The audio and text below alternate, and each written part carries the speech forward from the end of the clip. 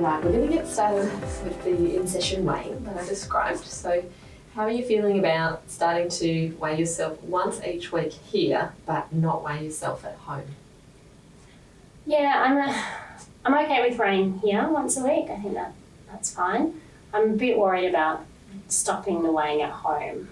Okay. How often are you doing that at the moment? Quite a lot. Probably up to 4 or 5 times a day sometimes. Okay. So quite often. What do you notice about that? How does it impact on you? Well, it makes me just totally obsessed with it. Like, it's all I'm thinking about. Whether it's going to go up or down, and it's just on my mind all the time. Okay. Yeah.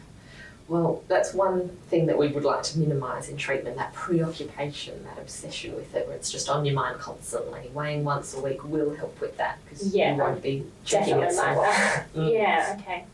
You also picked up on something else. You said it's up and down, changing all the time. Yeah, it does seem to kind of like go up and down throughout the day, and I get really confused. Like, am I just losing weight and gaining weight really quickly, or what's happening? And yeah. Do you know what sort of things can affect the number on the scale? Well, I know that like eating and drinking, if I eat something or drink something, then I'm going to be a bit heavier.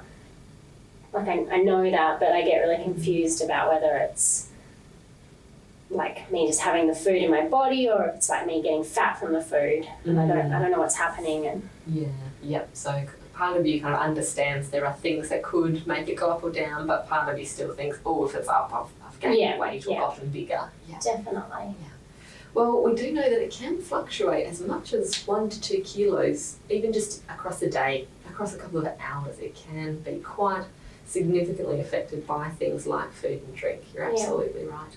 Okay. It can be, the time of day, the weather outside can determine how hydrated or dehydrated you are, your bladder or bowel movements, the time of your cycle. It can be quite significant. Okay. For example, do you know if you'd say had a 600 ml Diet Coke before you came into this session today, do you know how much that would weigh? Not really, no. I guess my weight would go up a little bit. Well, but the Coke itself would weigh about 600 grams. So in theory, the number on the scale could go up 600 grams if it was still in your stomach. Okay. But that makes sense. Yeah, that's very different to gaining 600 grams. That is one of those fluctuations that is fluid, but not your overall body mass changing. Your actual body mass hasn't changed, although the number on the scale has gone up. Okay. Following? Yeah, no. So look, what we're going to do to help is we're going to actually plot your weight on a piece of graph paper each week so that you can see it sort of changing over time. And we know that weight does fluctuate across the day, across the hours, and it will certainly fluctuate across the weeks as well. So what we're going to do is wait until we have sort of 4 weeks in a row before we really determine if there's a trend or not. Mm-hmm. And if you take an average of these 4 weeks, you can see that your weight actually hasn't gone up or down, but rather maintained over time. Yeah. Whereas if we got really hung up on these little week-to-week changes, it could really impact on you. So this first one, for example, if you thought you'd gained weight that week, how do you think it might affect your behaviour?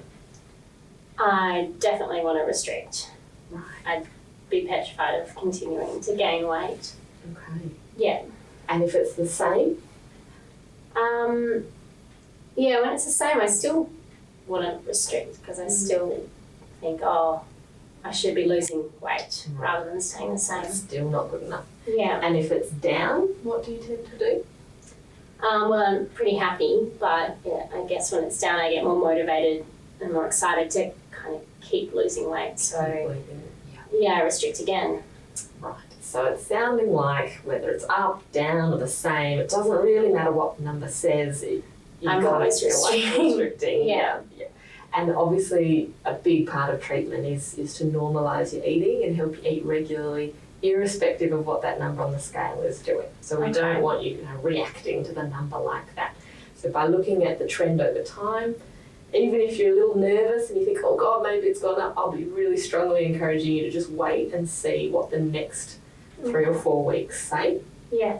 we'll be keeping an eye on it and we'll be tracking it so that you can see the relationship between what you eat and what your weight does. As you're trying to normalise and regulate your eating, you want to be able to track your weight. And see what happens. See what happens, yeah. So we need to know what's going on, but once a week is plenty. We don't need those day-to-day fluctuations confusing us and misleading you, thinking you've gained when you haven't. Okay, well, that makes sense. Okay, great. So do you think you'll be able to minimise your weighing at home? I'm going to try. I totally understand what you're saying. I'm just a bit nervous about actually stopping myself at home. I don't know how I'll do that. Yeah. Look, some people lend their scales to friends or put them high up on a shelf in a box or something just to make it a bit harder to jump on them.